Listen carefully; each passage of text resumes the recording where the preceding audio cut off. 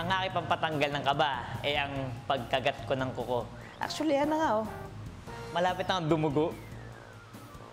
Yun lang.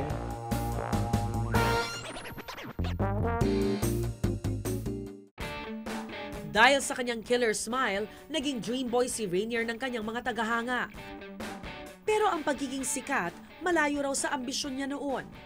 Actually po kasi, yung pangarap ko nung bata ko, nakuha ko lang po yan sa TV, sa mga pinapanood ko. So dati, parang amazed ako sa mga pilot, sa mga astronaut. Kasi parang kaya lang magpalipad ng mga sasakyan, mga plane, mga... Plano mo bang balikan eventually? Ito pa rin yung pangarap mo maging piloto, Actually, dati po, gusto ko naman talagang ipagpatuloy, kaya lang. Or baka siguro pagka binalikan ko, parang feeling ko masyadong stock knowledge na lang yung alam ko eh.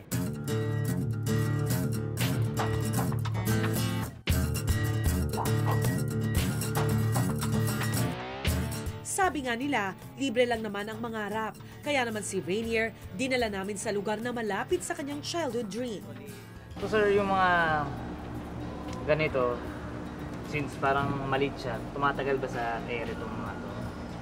Meron pong exact na sukat kung gaano ang itatagal niya sa ere. Sa kanyang pag-iikot sa museum, tila natuwa itong si Rainier sa mga eroplanong nakita at nagpa-selfie pa siya.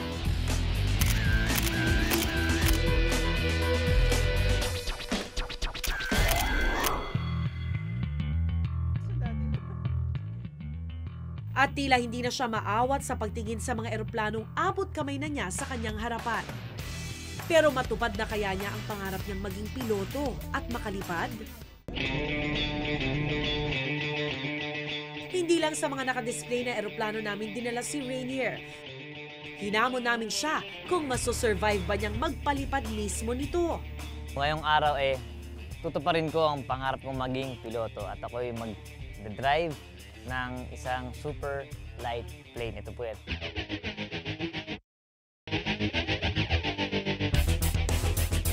Roger. Ayan.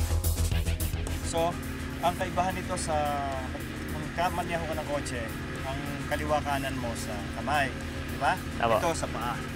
Ngayon, ito naman yung Cambio. Hindi cambio. Hindi ba cambio Ito to? yung up and down natin. Okay po. Okay?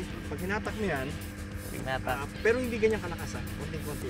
Pag hinatak mo yan, konting-konti. Pag tinulak mo yan down, pag hinatak mo up. Okay? Pilot Rainier and Pilot Max, ready to take off. On.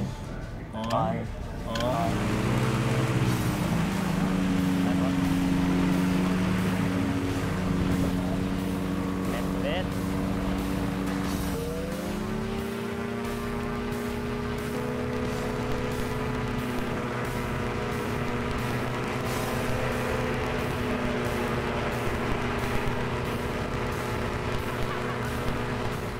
Mukhang maraming natutuhan itong aspiring pilot natin ah. Ayan, malayo na nga ang narating ni Rainier.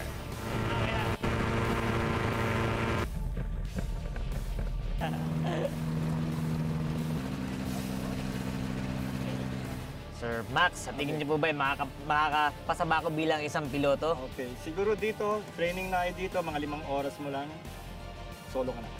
Sir Max, thank you. Okay, Thank you po, sige. thank you. Okay.